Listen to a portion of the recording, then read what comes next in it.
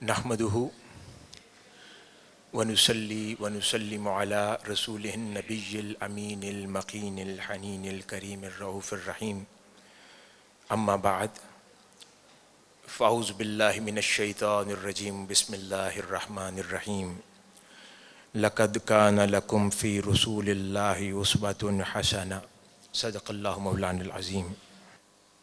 محترم و مکرم اساتذہ کرام اور بالخصوص آج کی اس خوبصورت اور پروقار محفل میلاد النبی صلی اللہ علیہ وآلہ وسلم میں شریک طلباء، اللہ رب العزت کا بے پایہ لطف و کرم اور احسان عظیم ہے کہ جس نے توفیق عطا فرمائی اور ہم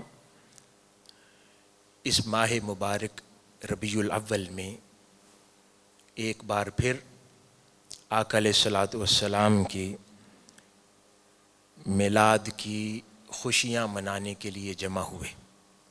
اللہ پاک ہم سب کا جمع ہونا اور آقا علیہ الصلوۃ والسلام کی میلاد کے سلسلہ میں مسرتوں اور خوشیوں کا اظہار کرنے کی ان کوششوں کو اور ان کاوشوں کو اپنی بارگاہ میں قبول و منظور فرمائے اور ہمیں توفیق عطا فرمائے کہ ہم رہتی زندگی تک اور جب تک ہمارے جسموں میں آخری سانس بھی باقی ہے یوں ہی آقا علیہ الصلوۃ والسلام کی مدح میں زندگی بسر کریں، آقا علیہ الصلوۃ والسلام کی اطاعت و اتباع میں زندگی بسر کریں، آقا علیہ الصلوۃ والسلام کی غلامی میں زندگی بسر کریں اور یوں آقا علیہ الصلوۃ والسلام سے محبت کرتے ہوئے اپنی زندگیوں کو بسر کریں۔ محترم اور مکرم طلباء، تحفیظ القرآن اور آغوش اور فن کیئر ہوم سے تعلق رکھنے والے پیارے بھائیوں، اللہ رب العزت نے اپنے کرم اور انعام سے آپ لوگوں کو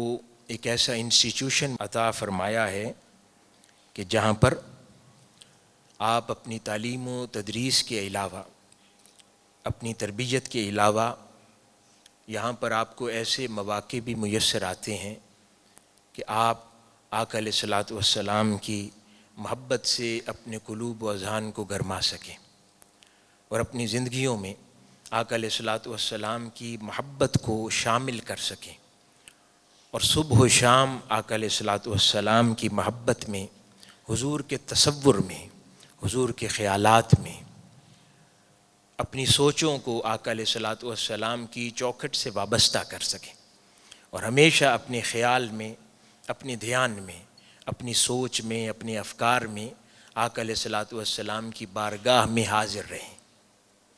ایسے مواقع اور اپرچونٹی بھی آپ کو یہ درسگاہ اور انسٹیٹیوشن عطا کرتا ہے، تو اس پر آپ سب کو مبارکباد ہو۔ جہاں پر انسٹیٹیوشن یہ اپرچونٹی عطا کرتا ہے وہاں پر یہ بھی ضروری ہے کہ ہم لوگ اس سے فائدہ اٹھا کر جب تک یہاں پر زیر تعلیم ہیں اس سے فائدہ اٹھاتے رہیں اور اپنے آپ کو ایسا بنا لیں کہ جیسا آقا علیہ الصلوۃ والسلام ہمیں چاہتے ہیں۔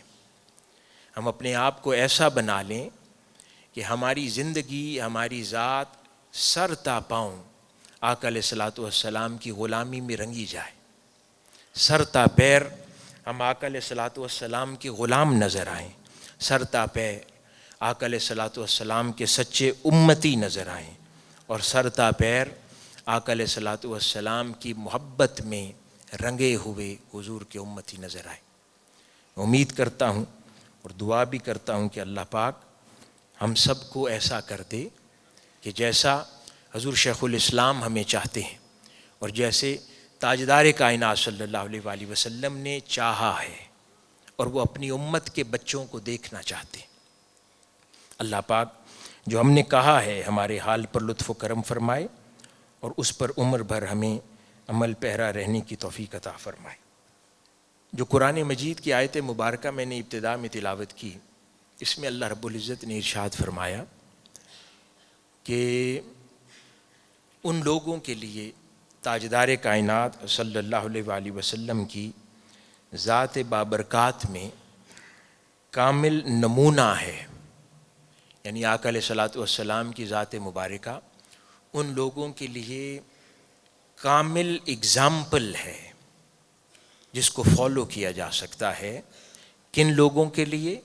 اسی آیت مبارکہ میں آگے ارشاد فرمایا کہ جو لوگ اللہ رب العزت سے ملاقات کی خواہش رکھتے ہیں، جو لوگ اللہ رب العزت سے ملاقات کی خواہش رکھتے ہیں اور پھر روز قیامت کا انتظار کرتے ہیں، ان لوگوں کے لیے آقا علیہ الصلوۃ والسلام کی ذات میں کامل نمونہ ہے.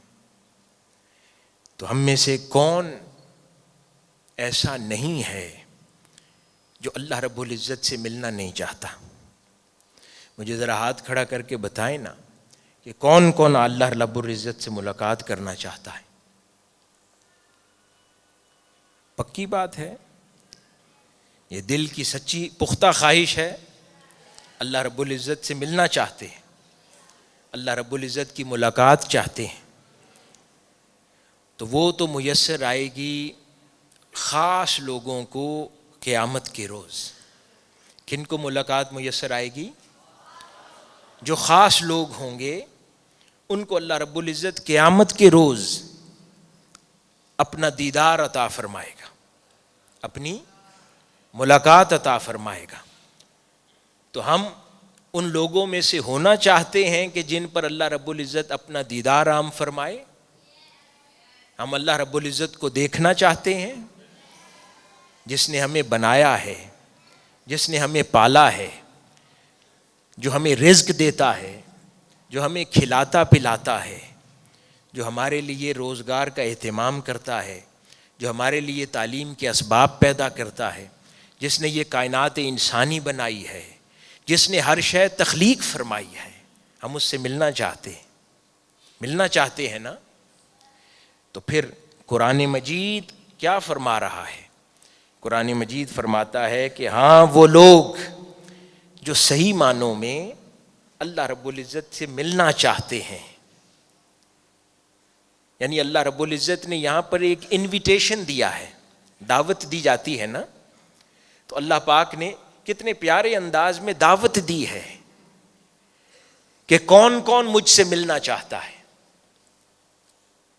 پھر جو کہتا ہے کہ ہاں میں اللہ سے ملنا چاہتا ہوں، میں خدا کے دیدار کا متلاشی ہوں، میں اس سے پیار کرتا ہوں، میں اسے دیکھنا چاہتا ہوں، ہمارا مالک کیسا لگتا ہے، ہمارا خالق کیسا لگتا ہے، ہمارا پالنہار کیسا ہے، جو دیکھنا چاہتا ہے اس کو اللہ رب العزت نے دعوت دی ہے کہ ہاں مجھے دیکھنا ممکن ہے، تم مجھے دیکھ سکتے ہو، مگر اس کی ایک شرط ہے.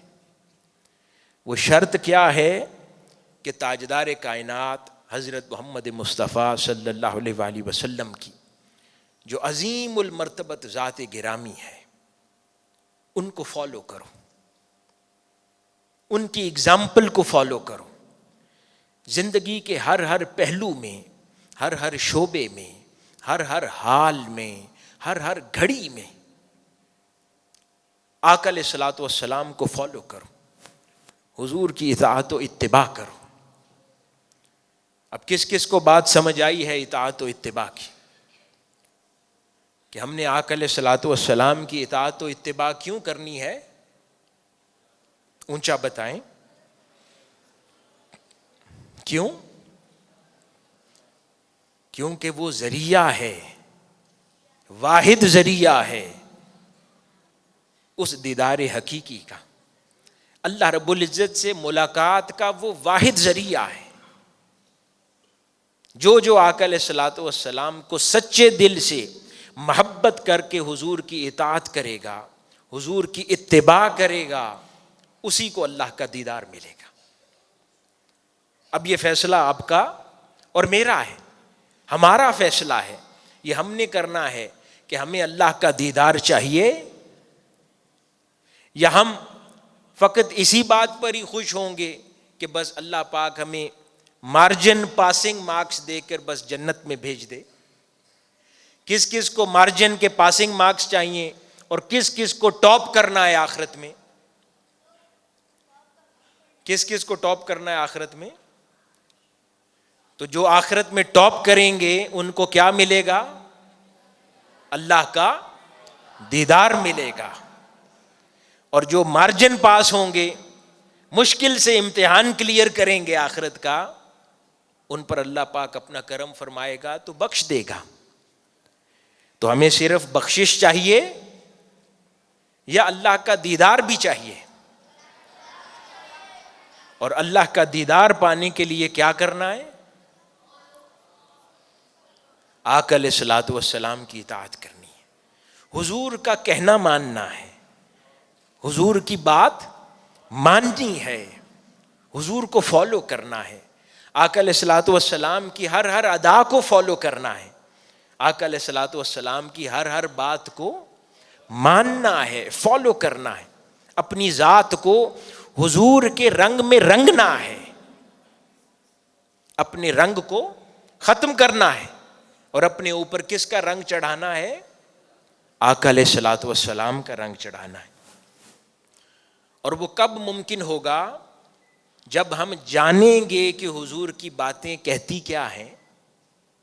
وہ تب ممکن ہوگا نا کہ جب ہم جانیں گے کہ آقا علیہ الصلوۃ والسلام کی سنتیں کیا ہیں، جب ہم جانیں گے کہ ہم نے آقا علیہ الصلوۃ والسلام کی وہ کون سی اگزامپلز ہیں جنہیں فالو کرنا ہے، جب ہم جانیں گے کہ آقا علیہ الصلوۃ والسلام ہم سے چاہتے کیا ہیں، جب ہم جانیں گے کہ آقا علیہ الصلوۃ والسلام ہمیں کیسا دیکھنا چاہتے ہیں، تو پھر ہم وہ اسوہ فالو کر پائیں گے۔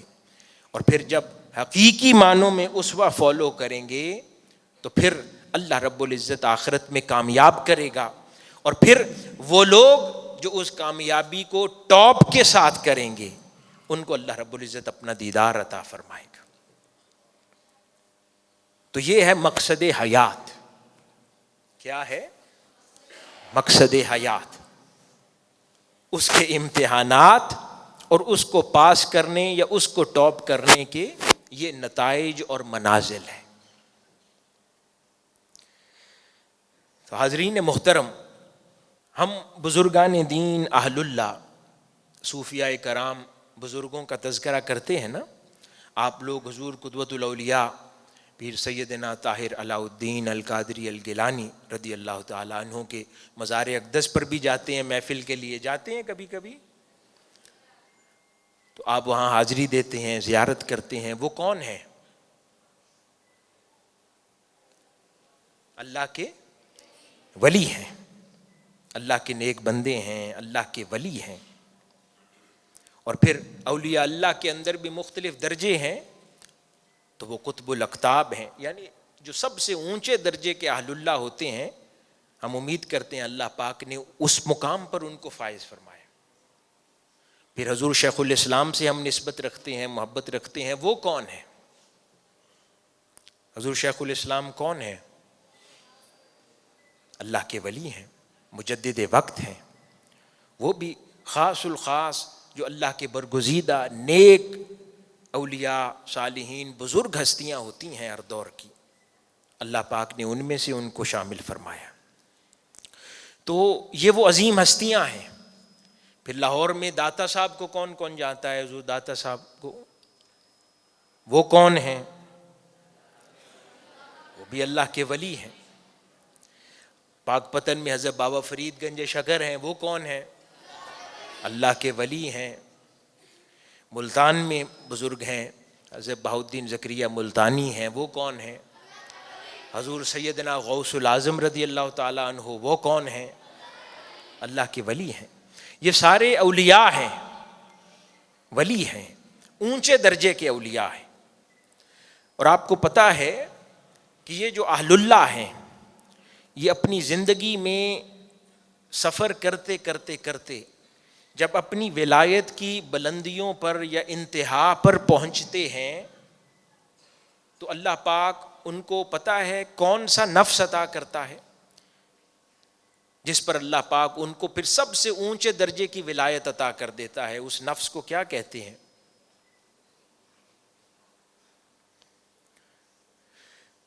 انسان جو ہے، جیسے ہمارا یہ جسم ہے، اسی طرح ہمارے اندر ایک روح ہے۔ روح پتہ ہے نا کیا ہے جو ہمارے اندر ہے؟ پھر وہ روح جب ہم دین میں محنت کرتے ہیں، برائیوں سے دور رہتے ہیں، نیکی پر عمل کرتے ہیں، آقا علیہ الصلوۃ والسلام کی اطاعت و اتباع کرتے ہیں، تو پھر اس صورت میں اللہ پاک ہماری روح کو ترقی عطا کرتا ہے، ہم برے انسان سے اچھے انسان بن جاتے ہیں، پھر ہم اچھے انسان سے اور اچھے انسان بن جاتے ہیں۔ یوں ترقی کرتے کرتے ایک وقت آتا ہے کہ اللہ پاک انسان کو اپنا دوست بنا لیتا ہے، پھر جو اللہ کا دوست ہو جاتا ہے اسی کو ولی کہتے ہیں۔ پھر جب کوئی ولی ہو جاتا ہے وہ پھر اپنی ولایت میں اور ترقی کرتا ہے اور محنت کرتا ہے، یہاں تک کہ وہ اس کی روح اور باطن اپنے کمال کو پہنچ جاتا ہے، تو وہ جو کمال ہے اس کمال کو نفس کاملہ کہتے ہیں۔ کامل کسے کہتے ہیں؟ لفظ کامل اردو کا لفظ ہے نا، کامل کا کیا مطلب ہے؟ کمپلیٹ ہو جانا۔ تو وہ شخص جو اپنی دینی زندگی میں سفر مکمل کرتا ہے اور اس کے عروج پر چلا جاتا ہے تو اس کو کہتے ہیں کہ یہ شخص نفس کاملہ پر فائز ہو گیا۔ اور اس نفس کاملہ کا ایک اور نام بھی ہے، نفس کاملہ کا ایک اور نام بھی ہے، وہ نام اسے نفس محمدیہ بھی کہتے ہیں۔ نفس کاملہ کو نفس محمدیہ بھی کہتے ہیں۔ تو اس میں جو بزرگ اور اہل اللہ ہوتے ہیں بڑے بڑے، جب وہ اس اختتامی نفس پر پہنچتے ہیں تو پتہ ہے ان کی زندگی کا وظیفہ کیا ہے؟ جب اس درجے پر فائز ہوتے ہیں تو پھر ان کی زندگی کا صرف ایک مقصد ہوتا ہے، پہلے سارا کچھ وہ زندگی میں پہلے کر چکے ہوتے ہیں، مخلوق کی فلاح بھی، محنت بھی، ہر شے کرتے ہیں، لیکن جب نفس کاملہ پر فائز ہوتے ہیں تو پھر زندگی کا ایک ہی وظیفہ ہے، وہ وظیفہ یہ ہے کہ وہ اپنے آپ کو کاملاً آقا علیہ الصلوۃ والسلام کے رنگ میں رنگ لیتے ہیں۔ اسی لیے اس نفس کو نفس محمدیہ کہا جاتا ہے، یعنی آقا علیہ الصلوۃ والسلام کی اطاعت میں کامل ہو جاتے ہیں۔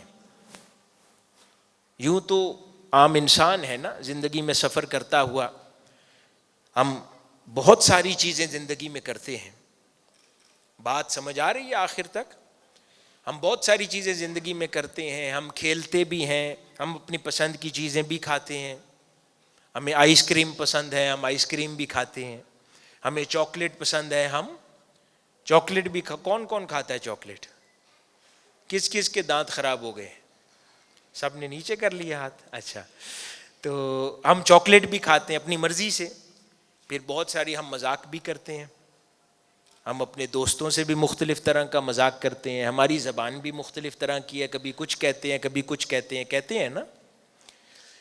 ہاں، ابتدائی سفر میں کیا کرتے ہیں کہ ہم صرف ان چیزوں سے اجتناب کرتے ہیں کہ جو شریعت جس سے منع کرتی ہے، باقی ہر چیز کرتے ہیں اگر شریعت اس سے منع نہ کرے، یعنی ہر وہ چیز جو جائز ہے حرام نہیں ہے ہم کہتے ہیں یہ حلال ہے۔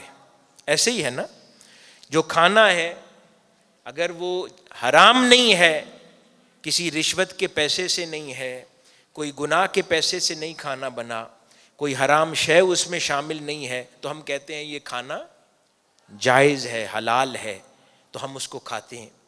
کپڑا ہے، اگر کوئی شے حرام کے پیسے سے نہیں بنی تو ہم کہتے ہیں یہ جائز ہے۔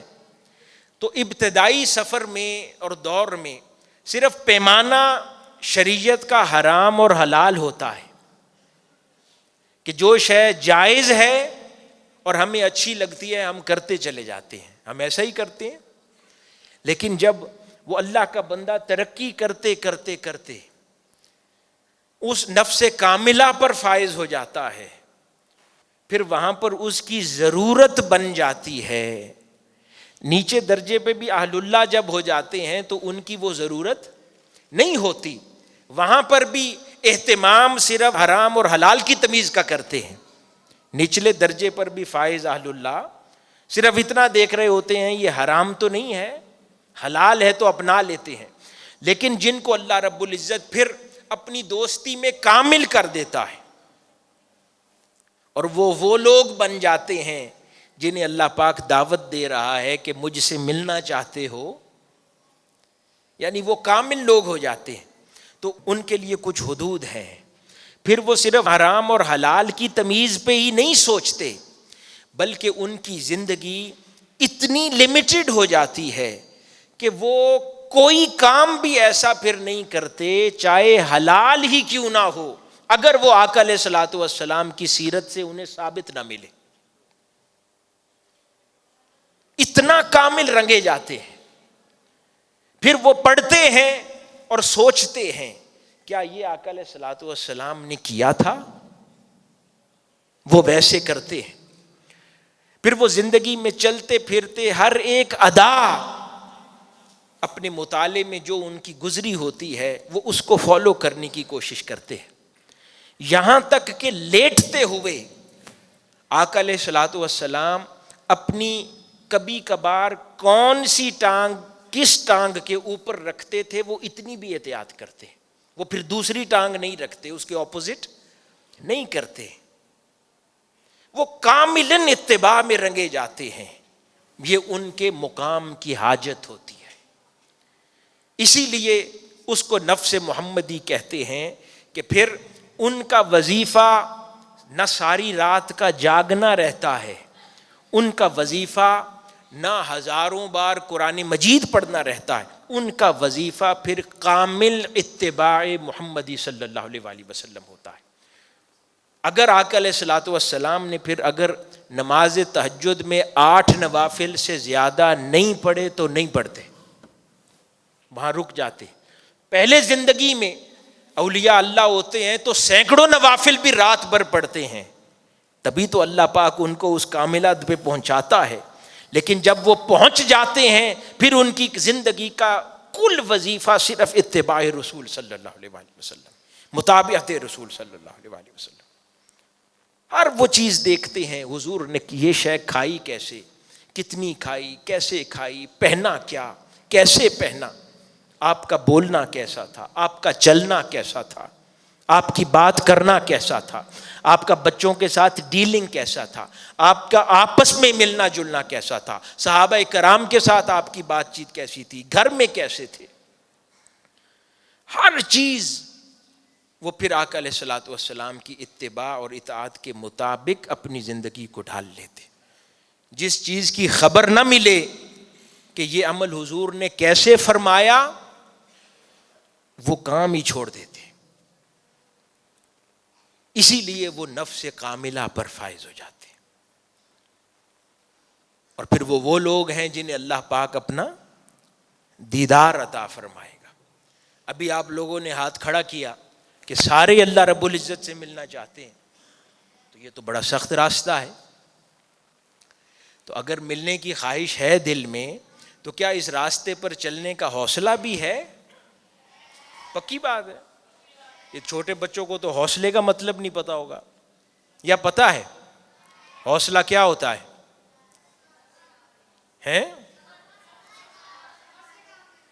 ہمت.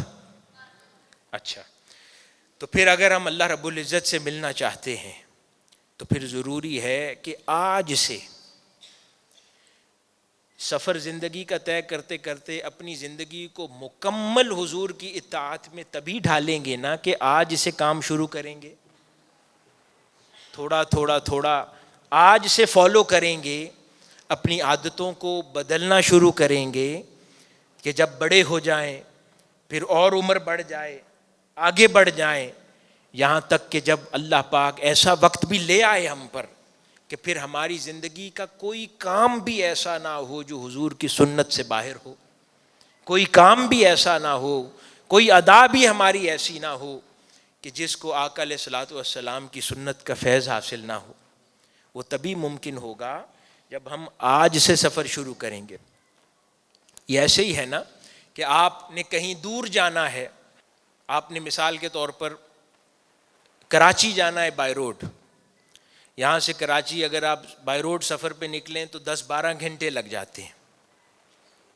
اور اگر آپ نے 12 گھنٹے میں سفر طے کرنا ہے اور ایک ہی دن میں پہنچنا مقصود ہو تو آپ کیا کرتے ہیں؟ صبح سے سفر پہ روانہ ہوتے ہیں یا کہتے ہیں کہ شام کو نکلیں گے؟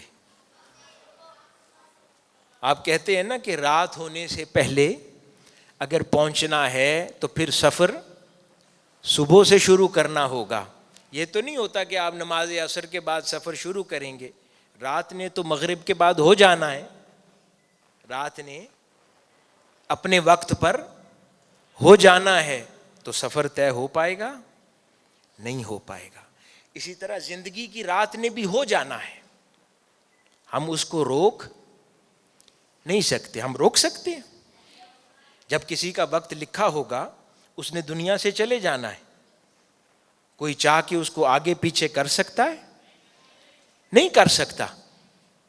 تو ہم اپنا سفر شروع کرنے کا وقت بدل سکتے ہیں, رات ہونے کا وقت نہیں بدل سکتے. تو پھر ہمیں سفر جلدی شروع کر لینا چاہیے کیونکہ رات نے اپنے وقت پر ہو جانا ہے. تو یہی وقت ہے سفر شروع کرنے کا, یہی عمر ہے سفر شروع کرنے کی کہ ہم آج سے آقا علیہ الصلوۃ والسلام کی اطاعت و اتباع میں اپنا سفر شروع کر دیں تاکہ رات ہونے سے پہلے پہلے منزل پر پہنچ جائیں. کیونکہ رات ہو گئی اور منزل تک نہ پہنچے پھر جہاں پر پڑاؤ ہوگا وہی آخری قیام ہوگا. جہاں پر پڑاؤ ہوگا وہیں آخری قیام ہوگا, کیونکہ رات ہو گئی تو پھر وہاں سے آگے سفر طے کرنے کا موقع کسی کو نہیں ملے گا. کوئی کچھ بھی چاہ لے پھر موقع نہیں ملے گا. تو اس لیے کوئی جتنا جلدی سفر شروع کرے تو رات ہونے سے پہلے تبھی ممکن ہے کہ وہ منزل تک پہنچ جائے. اور آپ لوگ ماشاءاللہ اپنے بچپن میں ہیں, تھوڑی عمریں ہیں, آج سفر شروع کر سکتے ہیں. زندگی کے 40-50 سال پڑے ہیں آگے. بآسانی اگر آج محنت کرنا شروع کریں تو کہیں نہ کہیں اللہ پاک ضرور پہنچا دے گا. لیکن اس کے لیے حوصلہ, مستقل مزاجی, پختہ ارادہ اور محنت. کبھی انسان ارادہ کرتا ہے لیکن پھر چھوڑ دیتا ہے, غلطی ہو جاتی ہے. اس سے گھبرانا نہیں چاہیے, لیکن واپس پھر توبہ کر کے اپنے سفر پہ پھر سے شروع ہو جانا چاہیے, گامزن ہو جانا چاہیے. کوئی غلطی کر بیٹھے وہ بری بات نہیں ہے, لیکن غلطی میں پڑا رہے وہ بری بات ہے. وہ غلطی فوری اس سے توبہ کر کے پھر صحیح راستے پر آ جائے وہ اچھی بات ہے. تو یہ ارادہ پختہ کریں. آقا علیہ الصلوۃ والسلام کی میلاد شریف کا مہینہ ہے, اپنے اندر یہ ارادہ کریں. کرتے ہیں؟ آج سے ہم سفر شروع کریں گے, آقا علیہ الصلوۃ والسلام کی اطاعت و اتباع کا سفر شروع کریں گے, اللہ رب العزت سے ملاقات کی خواہش کا سفر شروع کریں گے, اللہ پاک سے ملنا چاہیں گے, اس کے لیے سفر طے کریں گے. اور سفر حضور کی اطاعت کا ہے. اب اطاعت کیسے ہے؟ آقا علیہ الصلوۃ والسلام کی احادیث مبارکہ پڑھ کے ہے. اپنے اساتذہ سے کہا کریں ہمیں حضور کی باتیں سنائیں, ہمیں آقا علیہ الصلوۃ والسلام کی احادیث سنائیں. جو بڑے ہو گئے ہیں خود پڑھ سکتے ہیں, آقا علیہ الصلوۃ والسلام کی باتیں سنا کریں, حضور کی باتیں پڑھا کریں. ارد گرد اور بھی تو بیسیوں بندوں کی باتیں سنتے پڑھتے ہیں نا. کبھی کسی نے کوئی فٹ بالر کو اپنا ہیرو بنایا ہے, کبھی کسی کرکٹر کو فالو کرتے ہیں, اس کرکٹر کی باتیں سنتے ہیں, وہ کپڑے کیا پہنتا ہے, وہ گھر میں کیسا ہے. اس کرکٹر نے آپ کو اللہ کا دیدار دینا ہے. وہ تو ایسے تھوڑی دیر کا ایک ذوق ہے نا. کرکٹ ایک اچھی انٹرٹینمنٹ کی چیز ہے, انسان واچ کرتا ہے, اچھی بات ہے, لیکن وہ زندگی کا مقصد نہیں ہے. زندگی کا مقصد ہے محنت کریں, علم حاصل کریں, پڑھیں, زیادہ سے زیادہ انہیں جانیں جن کو جاننا چاہیے. آقا علیہ الصلوۃ والسلام کے بارے میں جانیں, حضور کی باتیں جانیں. اس کا ذریعہ پھر حضور شیخ الاسلام کی کتابیں ہیں, حضور شیخ الاسلام کے خطابات ہیں. پھر اپنے اساتذہ سے پوچھا کریں باتیں. اساتذہ کرام سے بھی میں مخاطب ہوں, آپ لوگ بھی. اپنی ایکسٹرا آورز کے اندر آقا علیہ الصلوۃ والسلام کی احادیث سنایا کریں، ان کو حضور کی ذات سے جوڑا کریں. وہی راستہ ہے اور وہی ذریعہ ہے. تو جتنا آج جانیں گے حضور کے بارے میں اتنا ہی مانیں گے نا. اگر آج جانیں گے نہیں تو مانیں گے کیا؟ تبھی مانیں گے جب جانیں گے، تبھی مانیں گے جب جانیں گے. تو اس لیے زیادہ سے زیادہ جانا کریں. پڑھ سکتے ہیں تو پڑھا کریں، نہیں تو اپنے اساتذہ سے سنا کریں، اور پھر جو سنیں جو پڑھیں اس پر عمل کرنے کی کوشش کریں.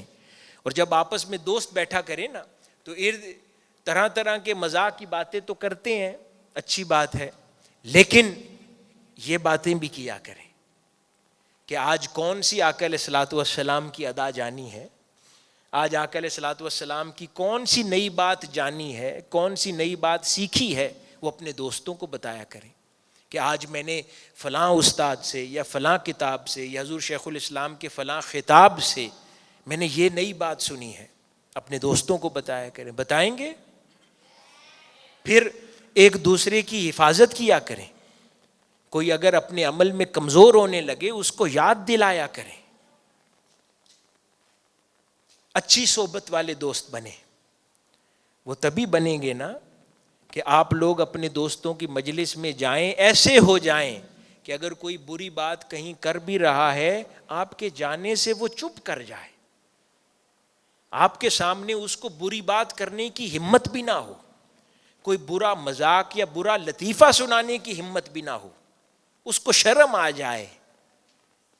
اگر کسی کو آپ کو بری بات کہتے ہوئے شرم آ جائے تو جان لے ہاں اب اللہ پاک نے میرے اندر کچھ پاکیزگی پیدا کی ہے کہ بری بات اب میرے آگے ہونے سے شرما جاتی ہے. اگر کوئی آپ کی مجلس میں کوئی بری بات کہنے سے نہ شرمائے تو سمجھیں ابھی کوئی فرق نہیں پڑا. تو ایسے ہو جائیں. ہوئیں گے ایسی کوشش کریں اور پھر باتیں سیکھا کریں آقا علیہ الصلوۃ والسلام کی نرمی مزاج کی. احادیث مبارکہ میں ہے کہ آقا علیہ الصلوۃ والسلام کی مجلس میں بہت سارے صحابہ بیٹھتے تھے، پر آپ کو پتہ ہے کہ آقا علیہ الصلوۃ والسلام کن لوگوں کو اپنے گھر میں آنے دیتے تھے؟ یوں تو حضور کے صحابہ بہت سے تھے، مگر کن لوگوں پر شفقت فرما کے انہیں اپنے قریب کرتے تھے زیادہ؟ احادیث مبارکہ میں آتا ہے وہ لوگ جو اپنے علم اور عمل میں زیادہ ہوتے تھے. اور پھر آتا ہے کہ ان لوگوں کو حضور اپنے سب سے زیادہ قریب کرتے تھے جو لوگوں کے لیے سب سے زیادہ نفع بخش ہوتے تھے. وہ نہیں لوگ کہ جن کا لباس سب سے زیادہ اچھا ہوتا تھا، جو مالدار زیادہ ہوتے تھے یا جن کی شکل و صورت زیادہ اچھی ہوتی تھی. نہیں، حضور کے قریب وہ لوگ سب سے زیادہ تھے جو علم میں عمل میں سب سے اونچے تھے، یعنی جانتے سب سے زیادہ تھے اور اس پر عمل بھی سب سے زیادہ کرتے تھے. اور پھر تیسری بات، اپنی زندگیوں میں لوگوں کے لیے سب سے زیادہ نفع بخش بھی تھے، لوگوں کو فائدہ پہنچانے والے تھے، لوگوں کے کام آتے تھے، لوگوں کی مدد کرتے تھے، بھوکوں کو کھانا کھلاتے تھے، کمزوروں کی طاقت بنتے تھے، ظالم کا ہاتھ مروڑتے تھے، لوگوں کے مددگار تھے، بے فاؤں، بے سہاروں، بے یتیموں کے مددگار تھے. وہ حضور کو سب سے پیارے تھے. تو آج تو اللہ پاک نے یہ ساری اپرچونٹیز آپ کو عطا کر رکھی ہیں. آپ ایک خوبصورت اور عظیم درسگاہ میں پڑھتے ہیں، آپ علم بھی حاصل کر سکتے ہیں، اس علم پر عمل بھی کر سکتے ہیں. تو ان دونوں طریق سے آپ لوگ علم بھی حاصل کر سکتے ہیں، عمل بھی کر سکتے ہیں، اور بڑے ہو کر ایسے بن جائیں، بلکہ آج اپنی زندگیوں میں ایسے بن جائیں کہ آپ کے دوست، آپ کے گرد و نواح، آپ کے اساتذہ، آپ کے انسٹیٹیوشن، پھر بڑے ہو کر آپ کے اہل محلہ، آپ کے رشتہ دار، فیملی ممبرز، معاشرہ، پاکستان، امت مسلمہ سب سے زیادہ آپ سے فائدہ لے. تو ان صحابہ میں حضور سب سے زیادہ قریب ان کو کرتے تھے جو علم اور عمل میں اور لوگوں کو فائدہ پہنچانے میں زیادہ تھے. تو اگر آج ہم ان تین چیزوں کو اپنا لیں تو آج حضور ہمیں اپنے قریب نہیں کریں گے؟ کریں گے. تو یہ دوسری بات سمجھ آئی. پہلی بات خدا کے دیدار کی تھی کہ کن کو دیتا ہے، اور دوسری بات کہ آقا علیہ الصلوۃ والسلام کے قریب ہونے کا بھی واحد نسخہ ہے. حضور کے قریب ہونے کا واحد نسخہ ہے. اپنا علم زیادہ کریں، عمل میں زیادہ ہو جائیں، اور لوگوں کو فائدہ پہنچانے میں زیادہ ہو جائیں. میرے ساتھ ریپیٹ کریں. حضور کے قریب کیسے ہو سکتے ہیں؟ ہاں جی، تو عمل کیا کریں گے ہم زیادہ؟ نماز پڑھیں گے، نماز میں سستی نہیں کریں گے. صبح سوئے رہیں گے یا آئیں گے جماعت کے ساتھ نماز پڑھیں گے؟ پکی بات ہے. یا وارڈن کے اٹھانے کا انتظار کریں گے؟ وارڈن نوک کرے گا تو اٹھیں گے، نہیں تو نہیں اٹھیں گے. ہیں؟ ایسا ہی ہے. یا وارڈن اٹھائے نہ اٹھائے ہم اٹھیں گے، کیونکہ ہم نے وارڈن کی جنت میں نہیں جانا، ہم نے اپنے لیے خود جنت تلاش کرنی. ایسا ہی ہے نا؟ تو ہمیں خود آقا علیہ الصلوۃ والسلام کے قریب ہونا ہے یا اپنے وارڈن کو قریب کرنا ہے؟ خود ہونا ہے. ہمیں اللہ رب العزت کا دیدار خود کرنا ہے یا وارڈن کر لے تو کافی ہے؟ خود کرنا ہے. تو پھر یہ سارے کام ہمیں خود کرنے پڑیں گے. اپنی نماز میں سستی نہیں کرنی. گالی دینی ہے؟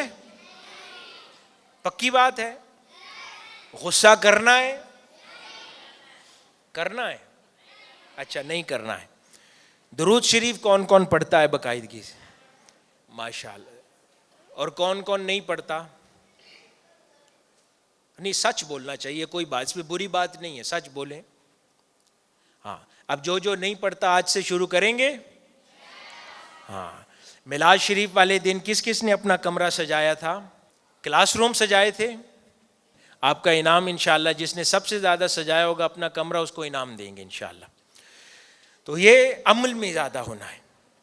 بری بات نہیں کہنی، بری بات سننی نہیں ہے، برا لطیفہ کسی کو نہیں سنانا، کوئی بری بات دیکھنی نہیں، سننی نہیں، کہنی نہیں.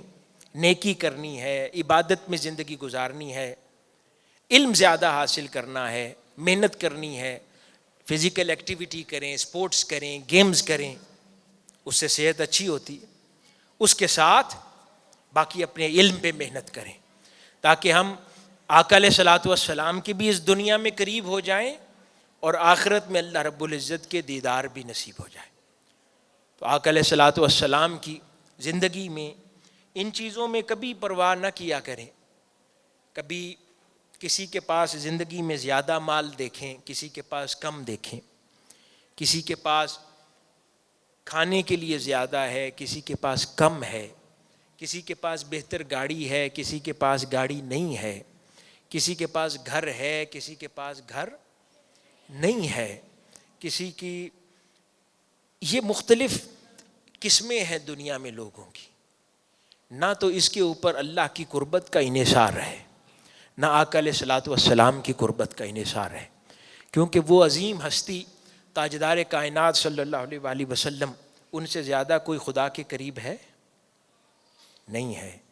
اور ان کے بارے میں صحابہ کرام بیان کرتے ہیں، بلکہ سیدہ عائشہ صدیقہ رضی اللہ تعالی عنہا بیان فرماتی ہیں کہ حضور کے وصال مبارک تک، یہ غور سے سنیں بات، آقا علیہ الصلوۃ والسلام کے وصال مبارک تک وہ فرماتی ہیں کہ کبھی 2 دن اہل بیت نبی صلی اللہ علیہ وآلہ وسلم پر ایسے نہیں اکٹھے آئے کہ پیٹ بھر کے کھانا کھایا. وہ اہل بیت اطہار، آقا علیہ الصلوۃ والسلام، آپ کی ازواج مطہرات، آپ کے شہزادے امام حسن امام حسین، آپ کی صاحبزادی سیدہ فاطمہ الزہرا علیہ السلام، یہ سلاطین زمانہ، اللہ کے سب سے محبوب. اور ان کی کیفیت یہ تھی کہ وہ فرماتی ہیں کہ کبھی 2 دن اکٹھے آپ کی پوری زندگی میں ایسے نہیں آئے کہ پیٹ بھر کے کھانا اکٹھے 2 دن میسر آ گیا. پھر فرماتی ہیں کہ پوری زندگی ایسا نہیں ہوا کہ ہمیں ایک دن میں 2 مرتبہ زیادہ کھانا میسر آ گیا. پر اس سے کو اللہ پاک کی قربت میں کمی آ گئی، حضور کی تاجداری میں کمی آ گئی؟ حضور کی کرم نوازی میں کمی آ گئی؟ نہیں. صحابہ کرام کا بھی یہ حال تھا. ایک روز سیدہ عائشہ صدیقہ رضی اللہ تعالی عنہا کے گھر پر ایک صحابی مہمان تھے. آپ نے ان کو کھانا دیا اور پھر فرمانے لگیں کہ میں کبھی سیر ہو کر کھانا کھانے لگوں تو میں رو پڑتی ہوں. انہوں نے عرض کیا کہ آپ کیوں رو پڑتی ہیں، ایسا کیوں کرتی ہیں؟ وہ کہتی ہیں کہ مجھے یاد آ جاتا ہے کہ تاجدار کائنات صلی اللہ علیہ وآلہ وسلم اپنے وصال کے دن تک ایک دن میں کبھی سیر ہو کے آپ نے کھانا نہیں کھایا. یہ نہیں تھا کہ ہوتا تھا تو چھوڑ دیتے تھے. ہم تو آج ڈائٹنگ کے لیے چھوڑتے ہیں نا. تو فرماتے ہیں کہ اتنا کھانا کبھی میسر ہی نہیں ہوتا تھا. پھر کسی نے پوچھا کہ آقا علیہ الصلوۃ والسلام نے کبھی سفید آٹے کی روٹی تناول فرمائی؟ کہتے ہیں نہیں، ہمیشہ جو کی روٹی، کیونکہ سفید آٹا اس زمانے میں ہمیں میسر نہیں تھا. تو اس طرح کے حالات میں کئی روز آقا علیہ الصلوۃ والسلام کے اہل بیت کئی بار کھانا بھی تناول نہ فرماتے، لیکن اللہ رب العزت کی ابدیت میں کمی نہیں آتی تھی. صحابہ کرام کبھی کھانا نہ کھاتے، حضور کی غلامی میں کمی نہیں آتی تھی. آپ نے سن رکھا ہے نا کہ آقا علیہ الصلوۃ والسلام جب مسجد قباء تعمیر فرما رہے تھے صحابہ کرام کے ساتھ، تو بچپن میں اسکول میں پڑھا نا آپ نے اپنے شکم مبارک پر پیٹ پر پتھر باندھا ہوا تھا. کس کس نے پڑھا ہوا؟ آتا ہے نصاب کی کتاب میں. تو وہ بھوک کی وجہ سے، اس وجہ سے ان چیزوں میں کچھ نہیں رکھا. اپنی زندگی کا مطمع نظر، دنیا جتنی ضرورت ہے کمانا ضروری ہے، لیکن اس کے لیے مرا نہیں جا سکتا. کیا؟ دنیا اتنی اعلیٰ شے نہیں ہے کہ اس کے پیچھے کوئی ہلکان ہو جائے. اتنی کمانا ضروری ہے جتنی اسے چاہیے، لیکن ایسی کوئی شے نہیں ہے کہ جس کو زندگی کا واحد مقصد بنا لیا جائے. اس سے بہت بڑے مقصد ہیں. ہمیشہ زندگی میں اس کو ذہن میں رکھیں، اس کو اپنے خیال میں رکھیں، اور اس کی روشنی میں اپنی پرائورٹیز کا تعین کیا کریں. وہ عظیم ہستیاں جن کو پوری زندگی اگر 2 وقت کا ایک دن میں کھانا میسر نہیں تھا، ان کی تاجداریوں میں کوئی کمی نہیں آئی تو کچھ نہیں ہوتا. بڑے مقاصد کے لیے جینا انسان کے لیے ضروری ہے. ایک روز سیدہ عائشہ صدیقہ رضی اللہ تعالی عنہا، آپ آقا علیہ الصلوۃ والسلام کے وصال مبارک کے بعد آپ کے حجرہ سے ایک چادر جس پہ بہت سے پیوند لگے ہوئے تھے. پیوند پتہ ہے نا کیا ہوتا ہے؟ نہیں پتہ؟ کوئی چیز پھٹی ہو تو اس کو جوڑنے یا سینے کے لیے کوئی کپڑے کا ٹکڑا لگا دیں، اور جگہ جگہ سے پھٹی ہو تو اس کے سینے کے لیے جگہ جگہ پر کپڑے کے ٹکڑے لگا دیں. اس کو کہتے ہیں پیوند کاری. تو پیوند لگے ہوئے چادر اور ایک نہایتی کھردرے کپڑے کا لباس وہ باہر لے آئیں اور صحابہ کرام کو دکھایا اور فرمانے لگیں کہ تاجدار کائنات، وہ ہستی جس کے لیے اللہ پاک نے یہ سارے جہاں بنائے ہیں، ان کا وصال اس لباس میں ہوا کہ چادر پہ پیوند تھے اور کھردری قمیص تھی. ایک اور صحابی آقا علیہ الصلوۃ والسلام کی خدمت میں حاضر ہوئے اور آقا علیہ الصلوۃ والسلام کو 2 موزوں کا تحفہ پیش کیا.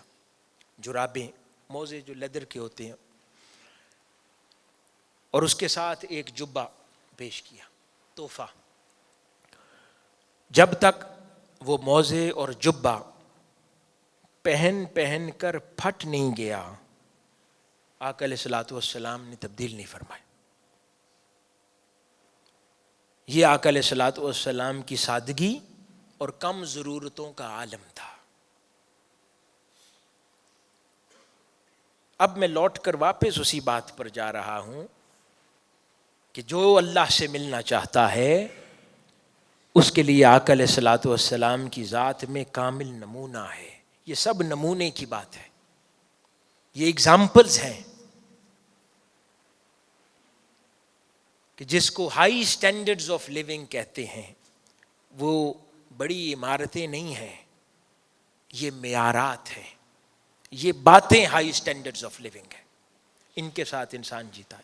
پر ہمارا قصور نہیں ہے، ہم جس معاشرے میں رہتے ہیں وہاں پر ہم کسی کے ہاتھ میں بڑا موبائل دیکھتے ہیں تو ہمیں وہ فیسینیٹ کرتا ہے، ہم اس کو کامیابی کے نشان سمجھتے ہیں۔ کسی کو مہنگی گاڑی سے اترتا دیکھتے ہیں، اللہ پاک نے اگر کسی کو دے رکھی ہے وہ اس کا نصیب ہے، وہ کامیابی کا پیمانہ نہیں ہے۔ کامیاب آدمی اللہ کی نظر میں ایک سائیکل پہ بھی ہو سکتا ہے، اور کامیاب آدمی ہوائی جہاز سے بھی اتر سکتا ہے، اور ناکام آدمی کئی ہوائی جہازوں کا مالک بھی ہو سکتا ہے اور پیدل بھی ہو سکتا ہے۔ یہ پیمانہ نہیں ہے۔ کسی کو خدا نے مال زیادہ دے دیا، کسی کو کم دے دیا، وہ پیمانہ نہیں ہے۔ پیمانہ کامیابی کا یہ ہے کہ اس نے آقا علیہ الصلوۃ والسلام کی اطاعت کتنی کی ہے، حضور کی اتباع کتنی کی ہے، حضور کے رنگ میں اپنے آپ کو رنگا کتنا ہے۔ اتنے دن بھی کئی بار ایسے فاقے کے اہل بیت اطہار کی گھرانے میں گزرتے کہ کئی بار اللہ رب العزت کی شان رحمت جوش میں آ جاتی اور اللہ پاک فرشتوں کے ذریعے کچھ اچھا کھانا حسنین کریمین کے لیے بھیج دیتے، کیونکہ پتہ تھا میرا محبوب اتنا بے نیاز ہے دنیا سے، اس نے کچھ نہیں کرنا۔ یہ وہ اعلیٰ پیمانے ہیں، مگر ہم نے دنیا میں تقسیم الگ کر لی ہے، وہ پیمانے نہیں ہیں، ہم نے ان کو فالو نہیں کرنا۔ ہمارے لیے رول ماڈل کون ہے؟ آقا علیہ الصلوۃ والسلام۔ ہم نے انہیں دیکھنا ہے، ہم نے انہیں فالو کرنا ہے، ان کی ایگزامپلس کو اپنانا ہے، اور انہی معیارات کی روشنی میں زندگی کو گزارنا ہے۔ تو کبھی سخت حالات آ جائیں، کبھی مشکل ہو، کبھی کھانا مکمل میسر نہ آئے، کبھی پہننے کو کپڑے کم ہوں، تو یاد رکھا کریں کہ ہم اکیلے نہیں ہیں۔ تاجدار کائنات صلی اللہ علیہ وآلہ وسلم نے انہی حالات میں زندگی کو، الٹا جن کے پاس بہت کپڑے ہیں نا پہننے کے لیے، اللہ پاک نے ان کو اس سنت میں سے محروم کر رکھا ہے، ان کو محروم، ان کو سوچنا چاہیے۔ جن کے پاس بہت ہے کھانے کے لیے، جن کے پاس ہے بہت پہننے کے لیے، ان کو سوچنا چاہیے کہ حضور کی زندگی میں سے یہ حصہ نہیں دیا، اور جن کو دے رکھا ہے ان کے لیے رستہ آسان ہے، وہ بڑی آسانی سے اپنے آپ کو حضور کی اطاعت و اتباع میں رنگ سکتے ہیں۔ یہ حضور کے اس مبارک ماہ میلاد کا پیغام ہے، آج کی محفل کا پیغام ہے، حضور شیخ الاسلام کا پیغام ہے۔ اللہ پاک ہمارا حامی و ناصر ہو، ہمارے حال پر لطف و کرم فرمائے، اور جو باتیں کی ہیں ہم سب کو اپنی زندگیوں میں ان پر عمل پیرا ہونے کی توفیق عطا فرمائے۔ آخر میں آپ سب کو ایک بار پھر اس خوبصورت محفل کے انعقاد پر مبارکباد ہے، آغوش کی مینجمنٹ کو مبارکباد ہے۔ والسلام وما علینا الا البلاغ۔